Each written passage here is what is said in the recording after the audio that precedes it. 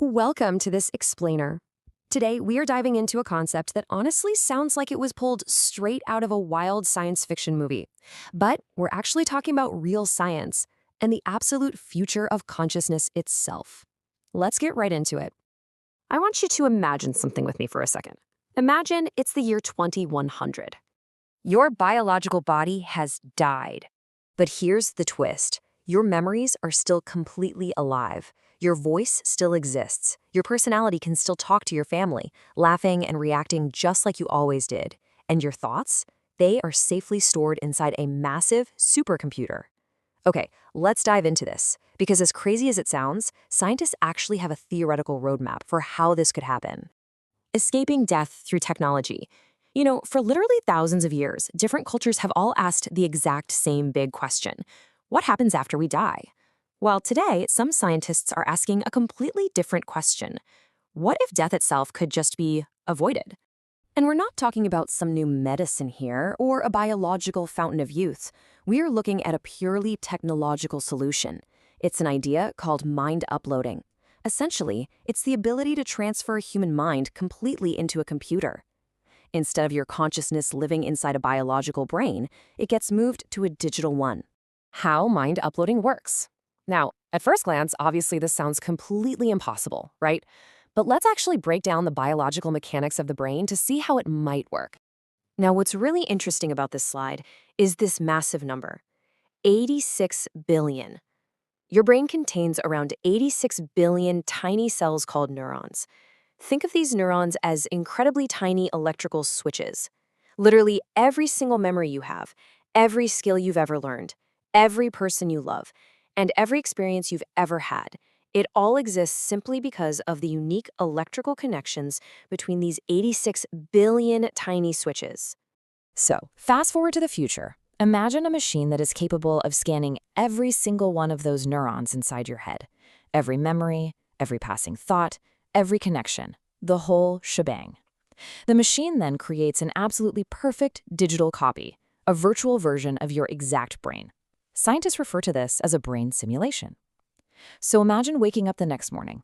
You speak, you think, you remember your childhood, you feel completely normal, but instead of waking up in a physical bed in a human body, you are waking up inside a machine. Is it truly you? And man, this brings us to a massive, massive debate among the experts. Because if your brain is perfectly copied into a machine, is that consciousness actually you? Or is it just a really convincing copy? And this brilliantly illustrates the exact problem. Let's use a simple example we can all relate to. Imagine you make a 100% perfect copy of your smartphone.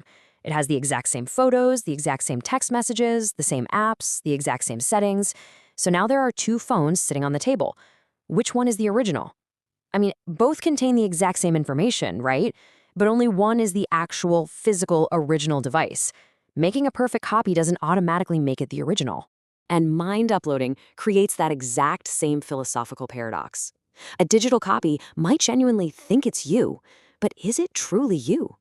Some experts say yes, absolutely, because your personality and memories are completely intact. But others say no way, the original biological person is gone, and this is just a digital ghost. The reality? Nobody actually knows the answer. The incredible potential benefits. Let's shift gears for a second and imagine this technology actually works flawlessly. What happens next? Let's explore some of the utopian possibilities. For starters, human knowledge would literally never disappear. Imagine preserving the minds of the world's absolute greatest scientists and thinkers forever. Instead of just reading a textbook about Albert Einstein, you could sit down and literally have a real-time conversation with a digital version of him. You could ask him questions. That would completely revolutionize education. And what about space travel? Right now, traveling to distant solar systems takes decades or centuries, which is a massive problem for biological humans. But a digital mind? It doesn't need food. It doesn't need oxygen. It doesn't age. We could send ageless digital humans across the galaxy to explore places our physical bodies could never survive. The dangers and unknowns. Sounds amazing, right? But we have to look at the darker side of digitized minds, because the challenges here are absolutely vast. So the crucial point is this. What happens if someone hacks a digital mind? Could your most precious memories be altered? Could your personality be manipulated? Identity theft would take on a terrifying new meaning. Cybersecurity wouldn't just be about protecting your passwords, you'd have to protect consciousness itself. And think about duplication. If one digital version of you exists, what stops someone from making 100 copies? Imagine 100 versions of yourself, all claiming to be the real you. Who gets your bank account? Who has legal rights? Society would face questions humanity has literally never faced before. And then there's an even stranger question. Humans don't just think logically. We feel. We feel love, fear, intense happiness, sadness. Can a computer actually, truly experience those emotions? Or is it merely just simulating them? Just picture a robot or a computer screen looking at you and saying, I love you. Does it genuinely feel that love in its core, or is it just executing lines of code that tell it to say that? Scientists simply do not know. And that highlights arguably the biggest unsolved mystery in all of science, consciousness itself. We still don't really know why we feel alive or experience awareness. The ultimate choice. Let's move to and see how this builds to our final thought. Because despite all these mysteries, history proves over and over that the impossible often becomes reality.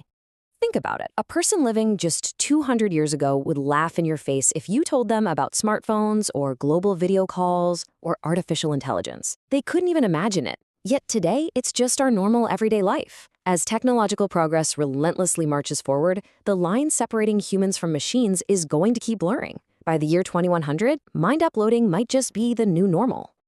Which leaves us with one final incredibly provocative question, because ultimately the future won't just be limited by the technology we invent, but by the choices humanity makes. So, if technology eventually gave you the choice to escape death and upload your mind into a supercomputer forever, would you do it? Or would you choose to remain fully biologically human? Thank you so much for joining me on this explainer, and as always, keep questioning the future.